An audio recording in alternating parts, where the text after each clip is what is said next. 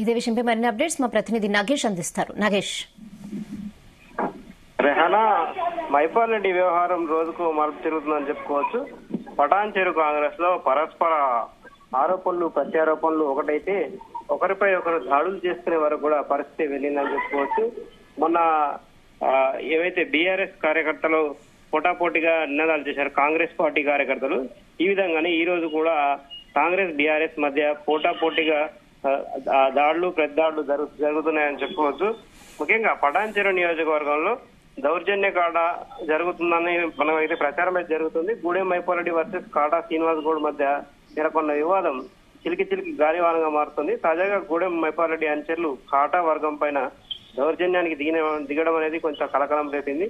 పటాన్చెరులోని defence colony survey number 202, 203, 209లో 1 ఎకరం 1 గుంట అక్రమంగా వెలిసినందుకు బ్లూ షీట్ ను ఎవరైతే గూడెం మైపాల్ రెడ్డి అనుచరులు ఉన్నారో వాళ్ళు తొలగించినట్టుగా మనకు సమాచారం అందింది. ఎమ్మెల్యేతో పాటు 100 మంది సైట్ లోకి ప్రవేశించి సీసీ కెమెరాలు ధ్వంసం చేసినట్లుగా తెలుస్తోంది. వాచ్మెన్ పై కూడా దాడి చేసినట్టుగా అక్కడ ప్రత్యక్ష సాక్షులు అయితే చెప్తున్నారు. షెడ్లను అక్కడ ఉన్న ఇతర వస్తువులు ఏవైతే అవి చెల్లా చెదురుగా చేసినట్టుగా తెలుస్తోంది. కాటా శ్రీనివాస్ గౌడ్ ప్రధాన అనుచరుడు అశోక్ కు చెందిన భూమిగా ఇది మనకు తెలుస్తుంది. అయితే ఈ ఇద్దరి మధ్య నెలకొన్న వివాదమే ఇందుకు కారణమా అనే అనుమానాలు అయితే వ్యక్తమవుతున్నాయి.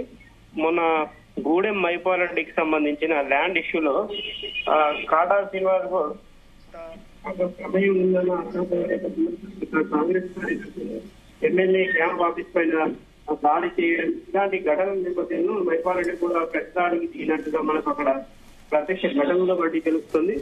ఇక్కడ పటాన్చెరు నియోజకవర్గంలో కాంగ్రెస్ పార్టీకి సంబంధించి ప్రస్తుతానికైతే కాటా శ్రీనివాస్ గౌడ్ కి ఎక్కువ ప్రాధాన్యత ఉంది. ఆయన మొదటి నుంచి కాంగ్రెస్ పార్టీలో ఉన్నారు. గూడెం మైపాల్ రెడ్డి ఇటీవల బీఆర్ఎస్ కాంగ్రెస్ పార్టీలో వచ్చినప్పటికీ ఆయన ఇంకా కొంత బీఆర్ఎస్ సంచార వర్గాన్ని వెంట వేసుకొని తిరుగుతున్నారు, కొంత ఆరోపణలు అయితే ఎదుర్కొంటున్నారు. కాంగ్రెస్ కేడర్ ను పట్టించుకోవడం లేదు కాబట్టి ఆ కేడర్ కూడా ఏం వద్దు అని కొంత నిరసనలు ఆందోళన వ్యక్తం చేసిన పరిస్థితి ఉంది.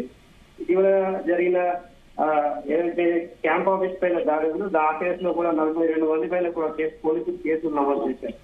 ఈ నేపథ్యంలో ఈ రోజు జరిగిన ఘటన మరోసారి వివాదాస్పదమైనది చెప్పుకోవచ్చు. ఒక ప్రైవేట్ ప్రాపర్టీకి సంబంధించి 100 మంది వెళ్ళి అక్కడ ప్రాపర్టీని ధ్వంసం చేయడం అనేది కొంత ఉద్రిక్త పరిస్థితులకు అయితే దారితీసింది. Okay Nagesh, thanks for the updates.